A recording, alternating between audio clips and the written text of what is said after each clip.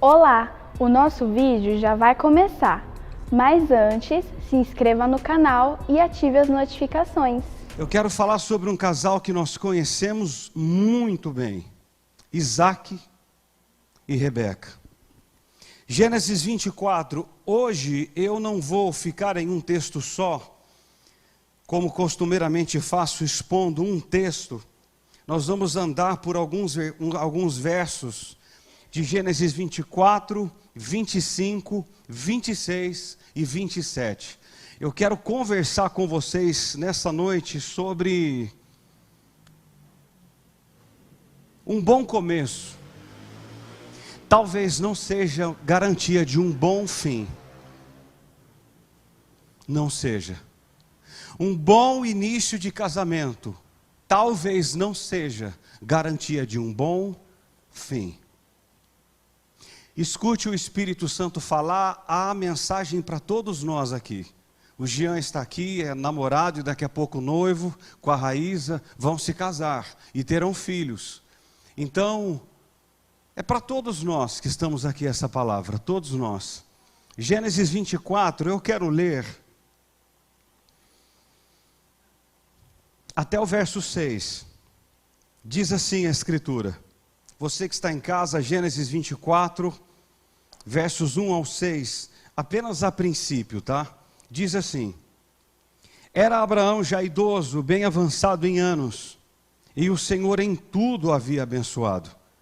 Disse Abraão ao seu mais antigo servo da casa, que governava tudo o que possuía: Põe a mão debaixo da minha coxa, para que eu te faça jurar pelo Senhor, Deus do céu e da terra, que não tomarás esposa para meu filho das filhas dos cananeus, entre os quais habito, mas irás à minha parentela, e daí tomarás esposa para Isaque, meu filho. Disse-lhe o servo: Talvez não queira a mulher seguir-me para essa terra. Nesse caso, eu levarei teu filho à tua terra, donde saíste. Respondeu-lhe Abraão: Cautela, não faças voltar para lá, meu filho. Senhor, eu quero te louvar nessa noite por esse tempo, para nós, casais, famílias, e para nós, todos que estamos aqui e que estamos em casa. A minha oração nessa noite é que o Senhor nos instrua nessa área tão importante da vida, o matrimônio. Abra os nossos olhos, que ouçamos a tua voz e que saiamos daqui diante de tudo que vamos ouvir, renovados, ouvindo e crendo, e talvez melhorando em áreas específicas, como vamos ouvir nessa noite. Eu quero te louvar e te bendizer pelo teu Espírito Santo, pelo louvor, pelas orações e por esse tempo de casais que o Senhor trouxe aqui. Eu oro e eu te dou graças, em nome de Jesus. Amém, amém. Irmãos, todos nós já ouvimos a seguinte frase: casaram e foram felizes para sempre. Já ouviu isso? Essa é uma frase de impacto, mas ela não é real. Sabe por quê? Porque não existe daqui.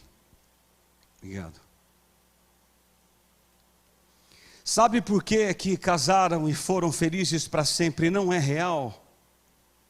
Porque não existe felicidade automática. Não existe. Ela precisa ser construída com muita renúncia e investimento, manhã após manhã. E é exatamente pela falta da renúncia e do investimento que mais de 50% das pessoas que vão para o altar no dia do casamento, felizes, passam o resto da vida chorando por causa do casamento. No casamento é possível começar muito bem, mas terminar muito mal. É possível começar na dependência de Deus e perder o temor de Deus no meio do caminho.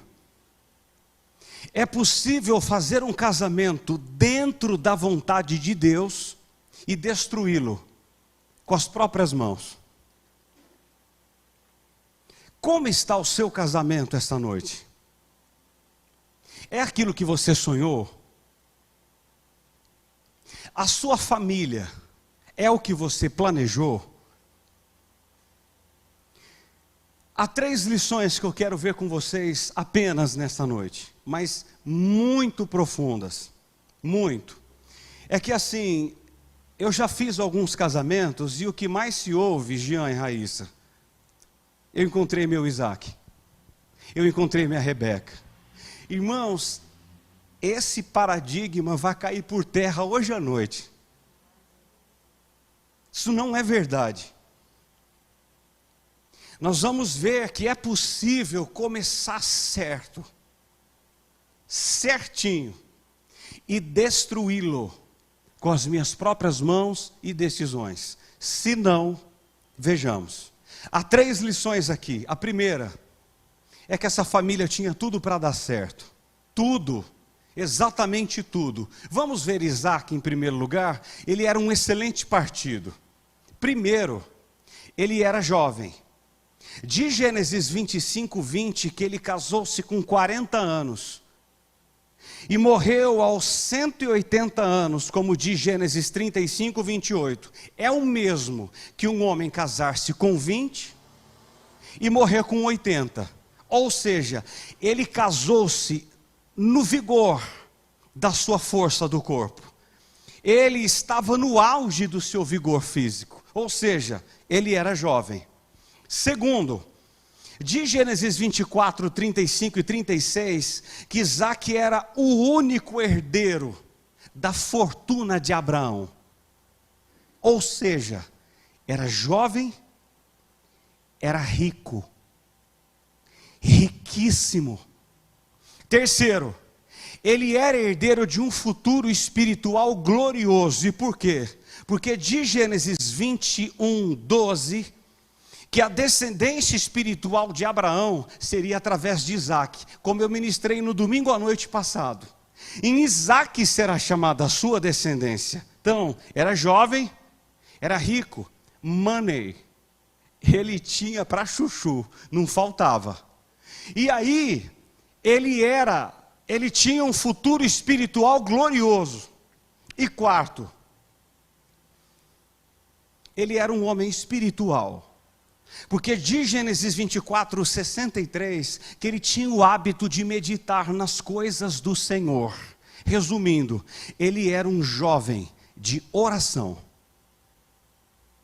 Esse é Isaac. Jovem, rico espiritualmente, e rico de uma descendência poderosa de seu pai Abraão. Esse é Isaac. Agora nós vamos ver Rebeca.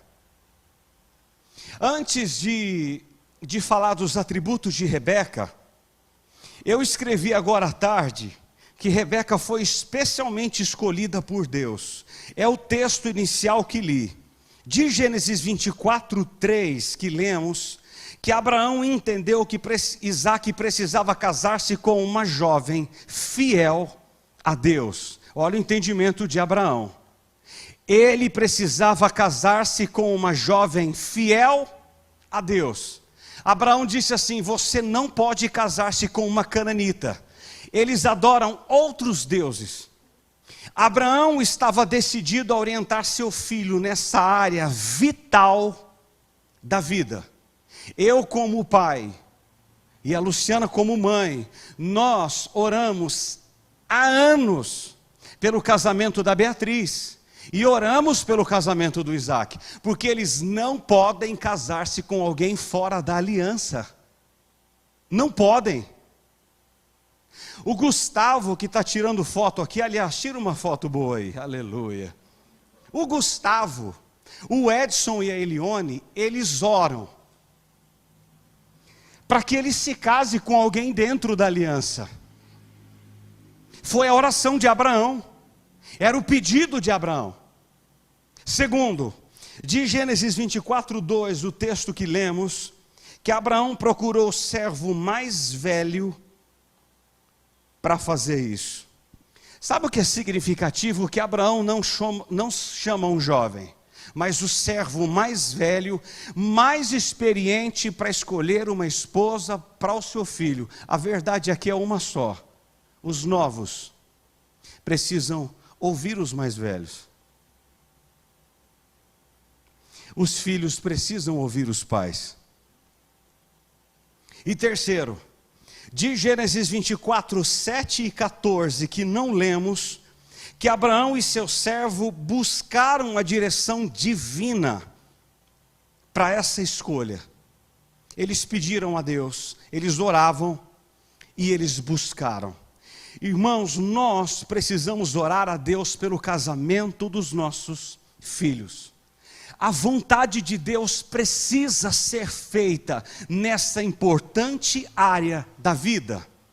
Alguém já disse que se não pedirmos a Deus um cônjuge, o diabo pode nos dar um. Quando casamos sem orar e sem pedir a Deus, muitas vezes Satanás dá de bandeja para nós. Então, Rebeca foi escolhida a dedo, pelo dedo de Deus, não do homem. Agora, Rebeca tinha qualidades extraordinárias. Ela tinha o perfil ideal para ser esposa de Isaac. O primeiro atributo de Rebeca, de Gênesis 24, 16, que ela era bonita. Ela era uma jovem bonita, encantadora e bela aos olhos humanos. De Gênesis 24, 15, que ela era trabalhadora. Ela era pastora. Ela não era uma porcelana frágil, indefesa e mimada. Ela era uma jovem preparada para todos os desafios da vida. Terceiro, de Gênesis 24, 20, que ela era prestativa. Logo que Rebeca viu Eliezer vindo com os camelos, ela providenciou água para ele e para os seus animais. Ela era prestativa. Quarto lugar, de Gênesis 24, 57 e 58, que Rebeca era decidida. Por que decidida? Logo que ela entendeu o propósito de Deus para a sua vida, ela dispôs-se a deixar pai e mãe e unir-se àquele que Deus havia preparado para ela. Aqui há um fio de navalha. Sair do ninho dos pais antes da hora prematuramente pode ser um desastre. Mas deixar de sair na hora certa pode ser uma grande fonte de desalento. Ela saiu na hora. Hora certa. Que coisa maravilhosa, irmãos. Decidida. Quinto, de Gênesis 24, 65, que ela era recatada. E por quê? Quando ela viu Isaac de longe, ela cobriu o rosto com o véu. Deixa eu abrir aspas aqui. Ela, em vez de tirar as roupas, cobriu-se. Entenderam? Ela, em vez de despir-se e ficar nua, ela cobriu-se, recatada. Quem era Rebeca? Era bonita, era trabalhadora, era prestativa, era decidida e era recatada. Ela buscou o recato. Irmãos, como nós precisamos de mulheres assim hoje, recatadas, que cobrem-se em vez de tirar. Sagrada a Deus. Se existe algo que ainda hoje agrada ao coração de Deus, é uma moça que se casa virgem. Se é um deleite para Deus, isso agrada ao coração de Deus, tanto o homem quanto a mulher também. Isso não é apenas coisa da mulher, é do homem. puros, manter-se puros. Agora, o resultado desse conjunto de medidas é que Isaac, ao ver Rebeca, amou-a à primeira vista, como diz Gênesis 24:67. Ele a viu e a amou. Amou. Foi um encontro curto, mas de longa preparação. Notaram? O encontro foi rápido, mas houve uma grande preparação aqui por trás. Não foi sem orar, não foi sem esperar, não foi sem pedir. Houve uma longa preparação. Hoje, temos relacionamentos vulneráveis, porque eles começam sem nenhum planejamento e sem nenhuma preparação espiritual. Nenhuma. O casamento de Isaac e Rebeca aconteceu no tempo de Deus, dentro do projeto de Deus e conforme a vontade de Deus.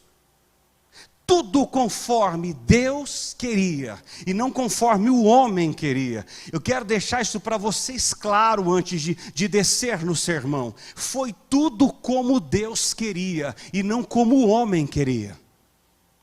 Rebeca era estéril. E por ela Isaac orou 20 anos. 20. Gênesis 25:21, ela foi curada. Concebeu, dando à luz a 2 filhos gêmeos, Esaú e Jacó. Então, irmãos, pense comigo, por favor. Tinha tudo para dar certo, não tinha? O rapaz era sonhado por qualquer mulher, e a moça sonhada por qualquer crente que se preze. Casar com uma Rebeca assim, pastor Claudemir, louvado seja Deus. Porém,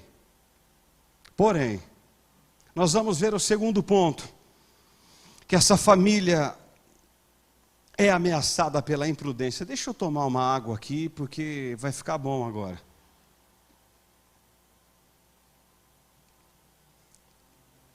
Essa família é ameaçada pela imprudência. Gênesis 26, que não lemos. Há 4 coisas que eu vi aqui lendo esses 4 capítulos de Gênesis. Primeira coisa que ameaçou essa família foi a falta de transparência. De Gênesis 27, dos versos 7 ao 11, que Isaac teve 3 atitudes reprováveis na falta de transparência com Rebeca. A primeira delas, se você ler dos versos 7 ao 11, é a mentira. Isaac mente. Se você olhar e voltar para Gênesis 12:13, Abraão mentiu sobre Sara, sua esposa, para poupar-lhe a sua própria vida.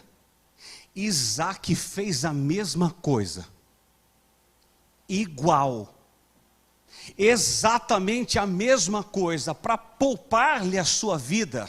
Ele afirma que Rebeca é sua irmã. Erro do pai, erro do filho. Erro da mãe, erro do filho. Se nós não tomarmos cuidado, repetimos os mesmos erros dos nossos pais, as mesmas coisas, as mesmas tragédias, os mesmos nomes. Ele mente. Sua mentira abala os alicerces da confiança do casamento. Eu disse essa frase algumas mensagens atrás, e eu vou repetir. A verdade é sempre forte, não importa o quão frágil pareça. E a mentira, por sua vez, é sempre fraca, não importa o quão forte pareça. Mentira é mentira. Louvado seja Deus que nenhum casal aqui nessa noite tem mentido no casamento. Aleluia. Segundo, Isaac foi egoísta. Ele pensou só em si. Porque ele olha para sua mulher como um objeto que podia ser usado para sua própria proteção. Egoísmo. Hoje não há poucos. Marido egoísta e mulher egoísta pensam apenas em seu prazer, exatamente como Isaac. Terceiro, é o medo. Isaac teve medo. O medo de Isaac foi desamor à esposa e descrença em Deus. Precisamos ter transparência em tudo o que fizermos. Tudo. Tudo que você for fazer em relação ao seu cônjuge, desde o nascer do sol e o pôr do sol, porque enquanto nós dormimos, nós não pecamos, mas enquanto você respira, bate, vê e se movimenta, seja transparente em tudo que você e eu fizermos, em nome de Jesus. Segunda coisa, é a falta de confiança e comunicação entre o casal. Olha o Gênesis 27:5. Rebeca esteve escutando enquanto Isaac falava com Esaú, seu filho. E foi-se Esaú ao campo para apanhar a caça e trazê-la. Irmãos, muitos casamentos têm fracassado, porque a confiança já se foi, e a comunicação também. Sabe o que está acontecendo aqui por trás de Gênesis 27:5? O tempo e a rotina começaram a desgastar aquele lar. A comunicação morreu entre eles. Esse casal que começou de forma tão bonita, agora chega à velhice, sem intimidade, sem comunhão e sem diálogo. Sabem por quê? Porque Isaac começa a ouvir os comentários por detrás da porta. Ela não tem mais diálogo. Ela ouve por detrás da porta. Muitos e não poucos casamentos acabam hoje. Sabem por quê? Sabe por quê do divórcio? Porque o diálogo morreu antes. O casamento só acaba porque o diálogo morreu antes. Só por isso. Quantos casais hoje não sentam na mesa e não dialogam mais, não conversam mais, não se confiam mais um no outro? Quantos casais que não sentam mais na mesma mesa para comer? Irmãos, são muitos e não poucos. Muitos casais que comem assistindo Gênesis. Quantos casais que comem assistindo o Faustão, que agora saiu da Globo e foi para Bandeirantes, com o prato na mão. Não há mais diálogo. Terceiro, é a falta de sabedoria na criação dos filhos. Primeiro, falta de transparência. Segundo, falta de confiança e comunicação entre o casal. E terceiro, é a falta de sabedoria na criação dos filhos. Amados, há duas coisas aqui aguça. Primeiro, Gênesis 25:28 diz que eles têm preferência por um filho em detrimento de outro. Eu vou explicar. Eles ficam 20 anos sem ter filhos. Agora que os filhos nascem, são transformados em problemas. Irmão, vai entender esse negócio. Eles oram para ter. Quando tem, são transformados em problema. Sabe por quê? Os filhos, em vez de unir, separam o casal. Isaac tem preferência por Esaú e Rebeca por Jacó. Um ama mais um do que outro. O mais interessante é que Gênesis 37:3, anos depois, Jacó aprendeu com o erro do pai. e amou mais José do que os outros irmãos. O mesmo erro, o mesmo.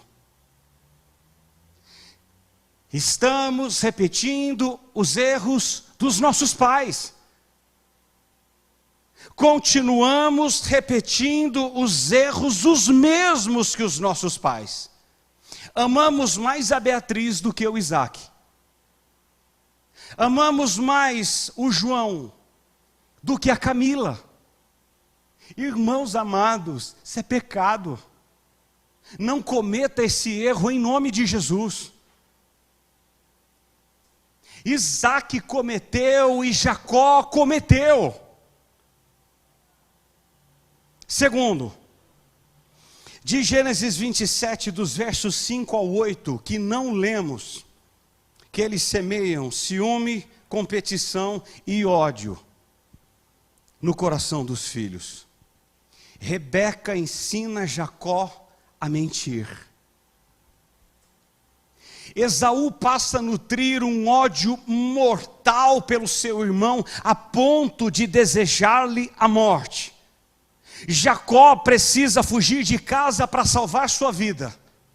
Esaú, para vingar-se dos pais, eu vou repetir, escuta. Esaú, para vingar-se dos pais, pune-se a si mesmo, casando-se com mulheres filisteias, trazendo amargura no coração de Isaque e Rebeca. Que doideira! Aqui eu aprendo algo que Paulo diz em Efésios 6,4. Eu não posso provocar os meus filhos a ira. Eu não posso provocar o Isaac e provocar a Beatriz a ponto de os dois crescerem inimigos. Foi o que o doce Isaac e a doce Rebeca fez. Nós, se não vigiarmos, podemos fazer a mesma coisa, a mesma. Você pode semear ódio no coração dos seus filhos e eles crescerem odiando uns aos outros. E quarto, foi a falta de temor nas decisões. Há quatro fatos aqui, na verdade, sobre as 4 pessoas, ainda que essa família estava sendo ameaçada pela imprudência. É a falta de temor nas decisões. De Gênesis 25, 23, que Isaac peca contra Deus e contra os filhos, ao querer inverter o propósito de Deus.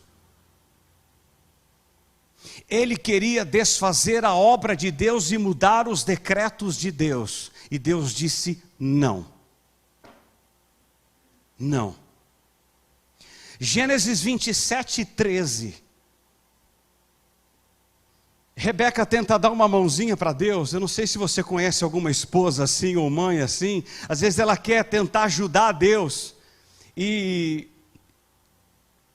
usando de traição e mentira. A doce Rebeca instiga Jacó a mentir e a enganar. A doce Rebeca.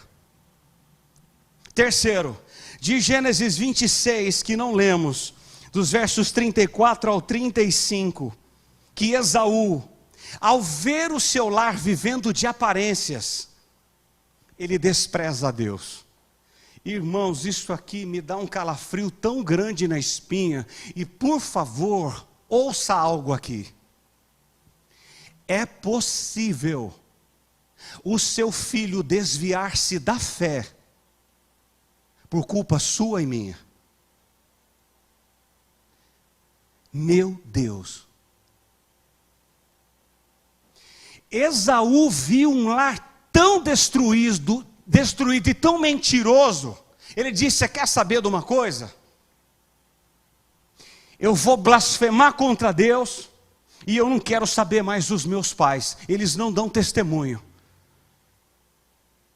Vocês estão notando a importância do testemunho dentro de casa? Irmãos, eu vivo falando para vocês desde que eu cheguei aqui no final de 2019.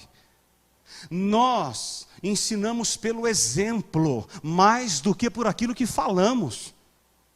Você não é o que você fala, você é o que você faz. A Beatriz, ela vê o que eu faço e não o que eu falo. Se eu falar uma coisa e viver outra, ela vai virar as costas e vai falar assim: meu pai é um hipócrita. Meu pai prega uma coisa lá e vive outra. Vocês estão aqui nessa noite? Irmãos, pregar aqui é muito doce, dar uma aula é fácil. O desafiador é viver. É a minha filha olhar para mim e dizer: aí vai um homem de Deus. É a Beatriz olhar para a mãe dela e dizer: aí vai uma mulher de Deus. Esse é o desafio para nós como pais e como mães.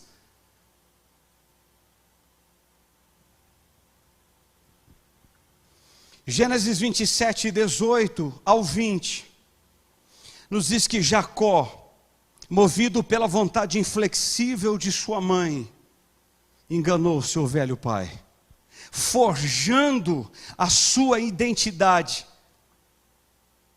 Ele passou-se por Esaú, blasfemou contra Deus e deu um beijo de mentira em seu pai. Meu Deus do céu! Irmãos, escute isso em nome de Jesus. Você que está em casa, escute.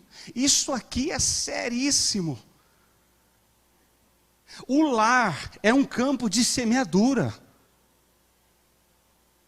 Todos os dias, todos. Refletimos quem somos em nossos filhos. Rapaz, se tem uma coisa que eu tenho pedido a Deus é: me ajuda a dar testemunho para os meus filhos e para minha esposa. Senão o Senhor não vai aceitar nada de mim. Você tem feito essa oração? Senhor, me ajuda, com que a minha família olhe para mim com graça. Irmãos amados, a família foi ameaçada pela imprudência. Primeiro, eles tinham tudo para dar certo. Segundo, eles foram ameaçados pela imprudência. E terceiro, e eu encerro, essa família colhe tristes resultados de sua imprudência. E foram dois. Irmãos, não estou me exaltando. Estamos conversando essa noite. Uma conversa muito franca, de pai para filhos. Deus está preocupado com o nosso casamento. Se existe um que está preocupado com o nosso casamento, é Deus. Ele está preocupado. Primeira coisa dos 2 pontos é que Isaac e Rebeca não aprenderam com os erros e foram deixando a família fracassar pouco a pouco. Pouco a pouco. Irmãos, eu e a Luciana andamos como líderes de casais há alguns anos já. E sabe o que eu tenho descoberto? É que todo casal precisa aprender a reconhecer as falhas e corrigir. O fracasso só é fracasso quando nós não aprendemos com ele. O fracasso não pode ser o nosso coveiro, ele precisa ser o nosso pedagogo, aquele que nos ensina. Isaac e Rebeca não faziam correções de rota, eles não discutiam os problemas e nem se perdoavam. Escuta, o que destrói um casamento e uma família, normalmente não são os grandes problemas, mas os pequenos não tratados em tempo oportuno. Já notaram isso?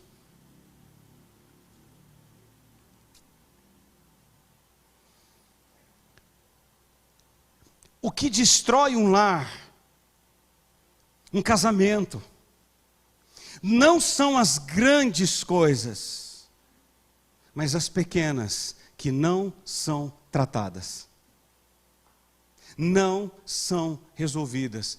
Irmãos, se tem algo que eu acredito que deixa Deus muito triste, é Ele ver que nós precisamos de ajuda e nós não querermos ajuda. Está estampado diante dos holofotes e outros irmãos da igreja até sabem, mas nós continuamos com aquela conversa. Eu me abro com Deus, eu me abro só com Deus. Irmãos, não.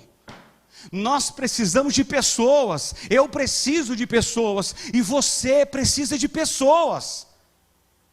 É óbvio que você precisa se abrir com a pessoa certa, senão daqui a pouco a igreja toda vai saber. Procure a pessoa certa, é óbvio que sim. Não se abra com qualquer pessoa, mesmo dentro da igreja, não se abra. Porque talvez se você se abrir com um ou com uma, meia hora depois a congregação toda está sabendo. Toda. Mas alguém de confiança, o Edson disse isso esses dias na escola bíblica, que nós precisamos de pessoas, de se abrir com pessoas, porque pessoas precisam de pessoas. Nós precisamos uns dos outros. O fim de um casamento, irmãos, não é um acidente, nem um ato instantâneo e nem imediato.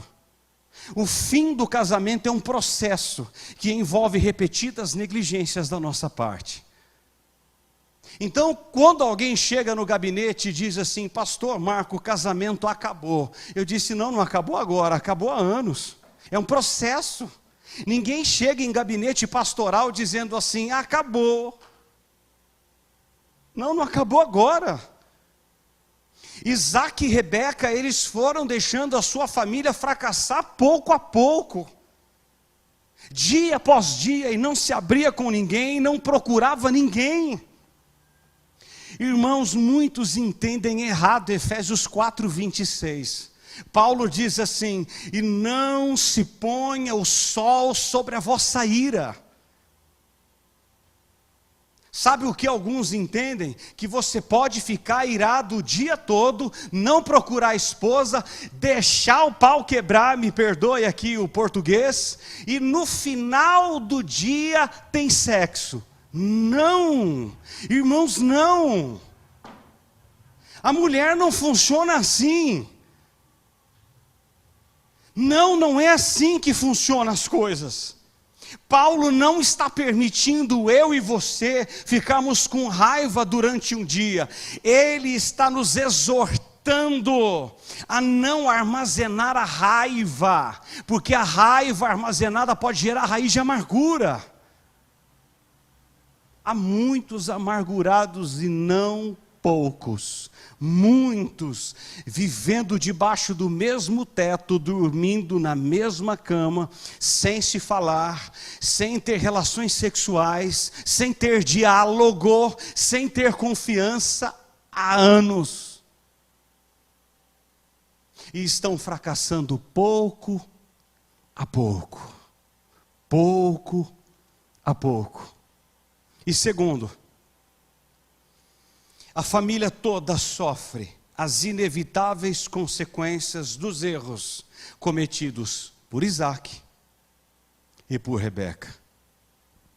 Irmãos, isso aqui é muito profundo, não é? É muito. Isso aqui precisava ser pregado na igreja pelo menos uma vez por mês. Pelo menos. Eu quero falar dos 4 e eu vou terminar o sermão. Quais foram as consequências? Primeiro, Isaac significa riso, sorriso.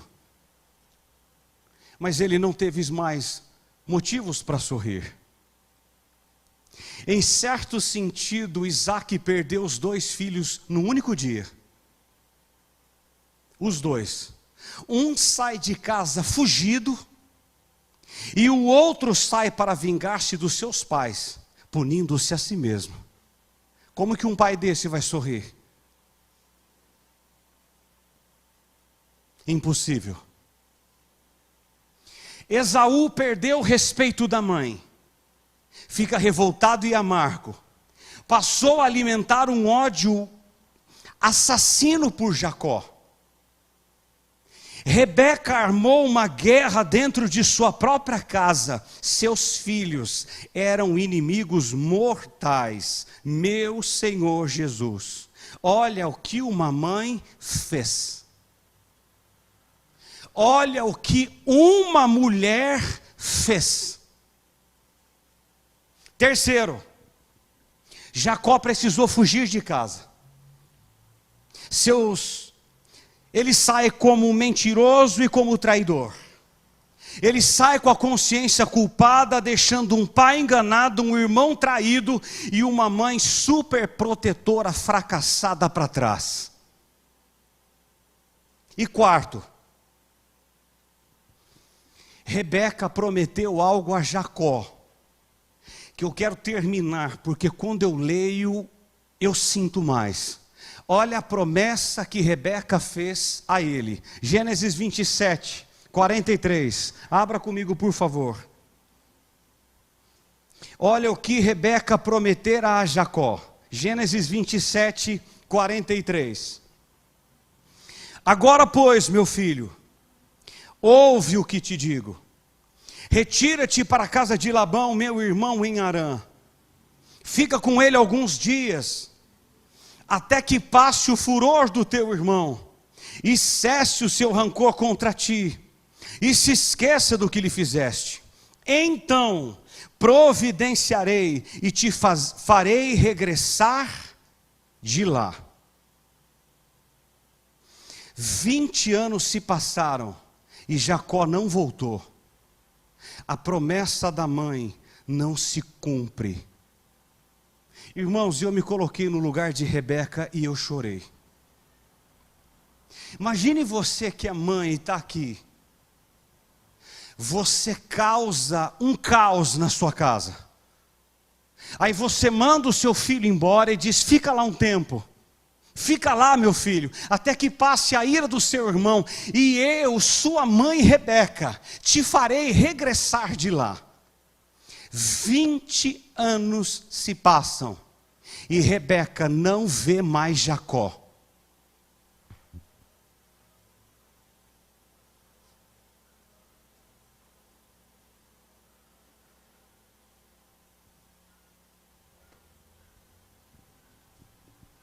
Nunca mais.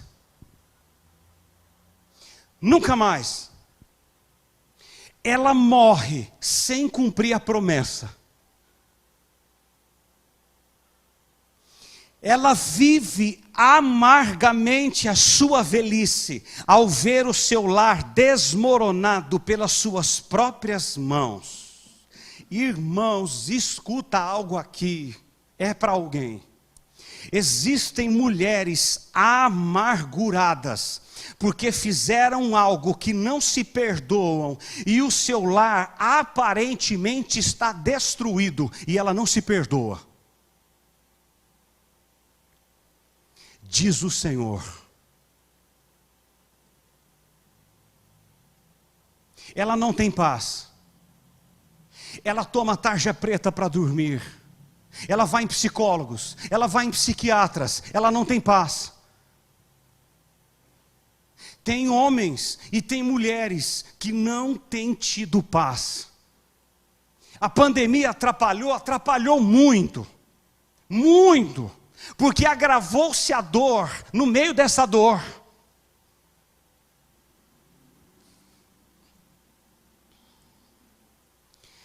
Ela perde o seu filho predileto, o respeito de Esaú, trai o seu marido e não leva a Deus a sério. A doce Rebeca. Irmãos, agora escuta.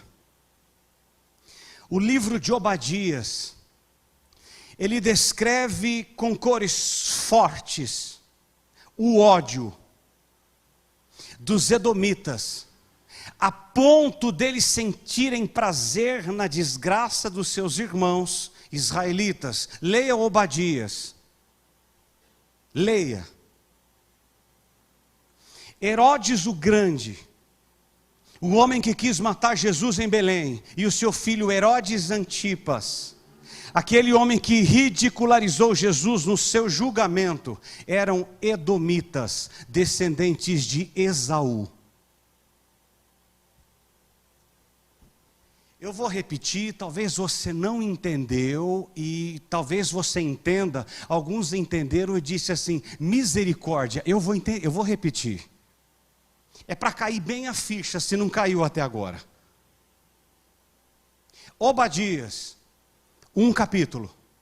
O leia, decore Obadias. Leia. Sabe o que você vai descobrir? O ódio mortal dos edomitas pelos israelitas. Os dois Herodes, o Grande e seu filho Herodes Antipas, eram descendentes de Esaú. Da desgraça dele, do casamento fora da vontade de Deus, com mulheres gentias, que não conheciam a Deus.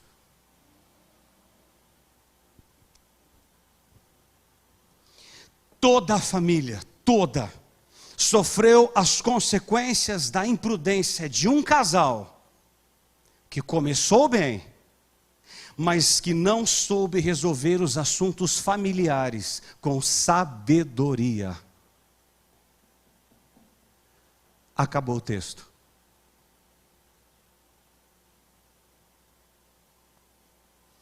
Agora pasmem. Gênesis 33, 4, diz que 20 anos depois, Deus restaura a amizade de Jacó e Esaú. Restaura. Mas Rebeca não viu. E o seu pai estava velho demais para alegrar-se nessa restauração.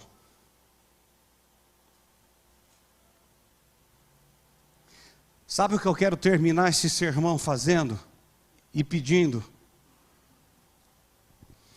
É que Deus nos faça ver, nesses dias, um milagre na nossa casa.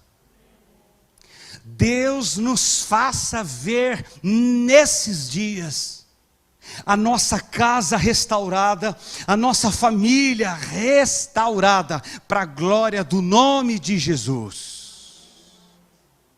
A minha oração foi: aviva os nossos lares. Aviva os nossos lares. Aviva o nosso casamento. Aviva a nossa família. Aviva a nossa aliança conjugal. Aviva! Irmãos, hoje à noite é a noite de consagrar os seus filhos ao Senhor. Consagrar o seu lar ao Senhor, o seu casamento ao Senhor. Ainda há tempo. Deus pode restaurar quando os nossos olhos são abertos. Vocês estão entendendo a importância da pregação da Escritura exposta, da exposição clara da Escritura? Ela nos mostra onde estamos e aquilo que precisamos melhorar. Se não melhoramos, é culpa nossa. Porque não queremos, mas Deus está aqui e Ele coloca tudo no lugar, porque só Ele pode restaurar a nossa casa e trazer alegria onde não existe mais. Vamos ficar de pé, irmãos? Meu Deus, nos ajuda, Senhor.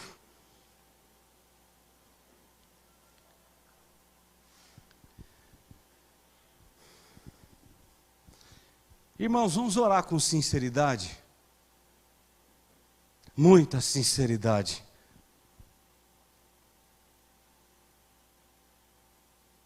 Um bom começo não é garantia de um bom fim. Nunca foi e nunca será. Eu não me casei para ser feliz. Eu me casei para fazer o meu cônjuge feliz.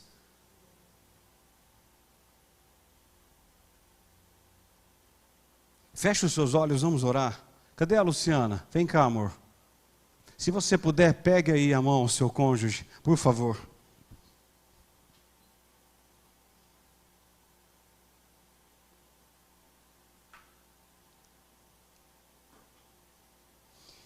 Irmãos, se existe alguém que quer restaurar nossa família, esse alguém é Jesus. É Jesus. Vamos orar?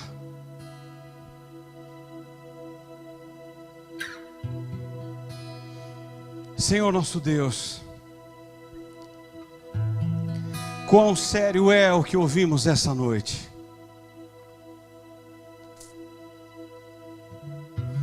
Senhor, muitas famílias têm tudo para dar certo, tudo.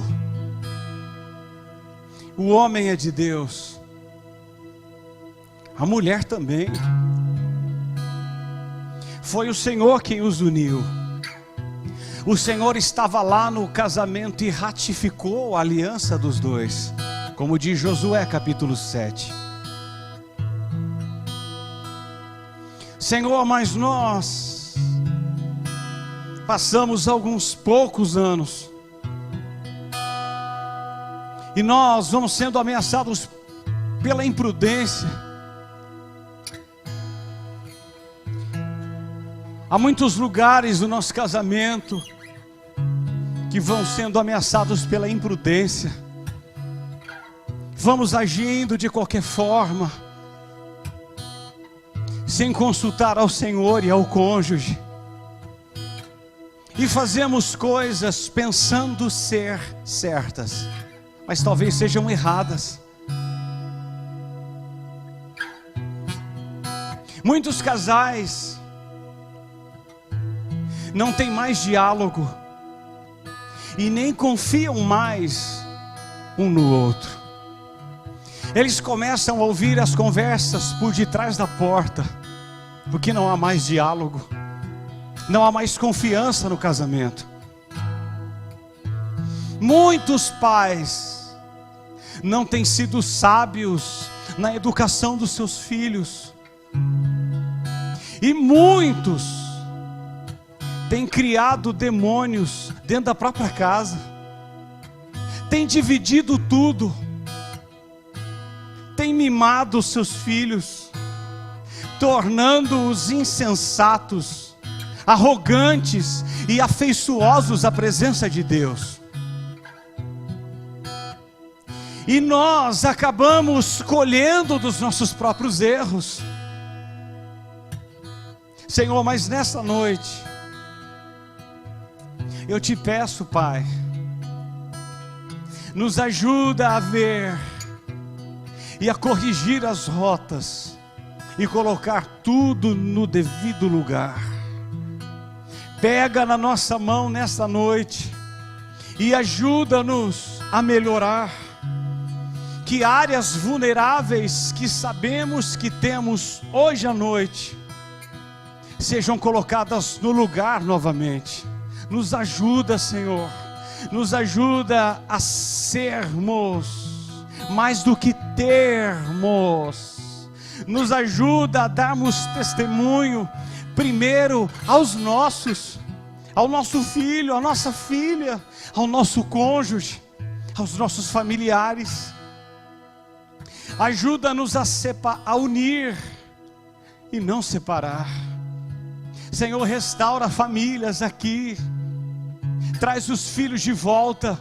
Às vezes não erramos, não cometemos os mesmos erros de Isaac e Rebeca, mas os nossos filhos se foram por erros de outros. Senhor, traga-os para perto, traga-os para perto de novo, faça-os assentar na mesa com o Senhor de novo. Restaura a nossa família, a nossa casa, o nosso casamento, que seja um casamento deleitoso aos teus olhos, Jesus, que seja um casamento prazeroso aos teus olhos, que o Senhor tenha prazer em todos os nossos atos, todos eles, porque todos eles, tu vês, tu contemplas.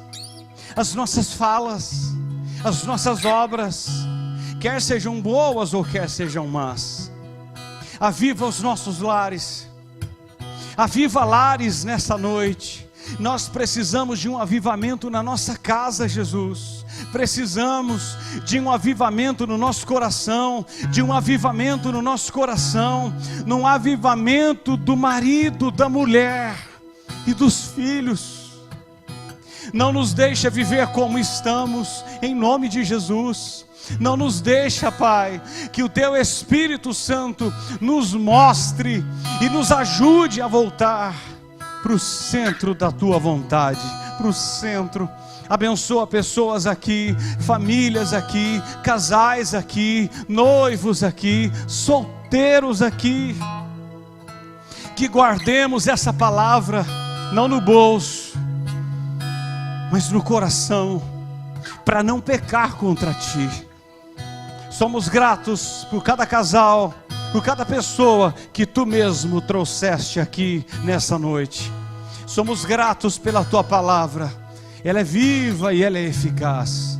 Nós Te louvamos pelo Teu imenso amor para cada família, para cada um de nós que estamos aqui. Nós que temos filhos, que temos os nossos pais, que temos o nosso cônjuge. Ajuda-nos, Senhor. Ajuda-nos nesse tempo. Tempos de crise moral, tempos de crise espiritual, tempos de crise financeira, mas o céu não está em crise. O Senhor continua derramando amor onde não existe. O Senhor continua derramando graça onde não existe. E o Senhor continua restaurando a nossa vida e a nossa parentela. Abençoe a Luciana, Senhor. Abençoa como a minha esposa. Abençoa os nossos filhos, o Isaac e a Beatriz. Que continuemos sendo espelho para os nossos filhos. E se há algo a melhorar como marido e mulher e como pais, nos ajuda, ajuda cada um nessa noite. E que façamos a nossa parte e que deixemos o Senhor fazer a dele. Te bendizemos, te louvamos por essa noite, em nome de Jesus. Amém, amém, amém.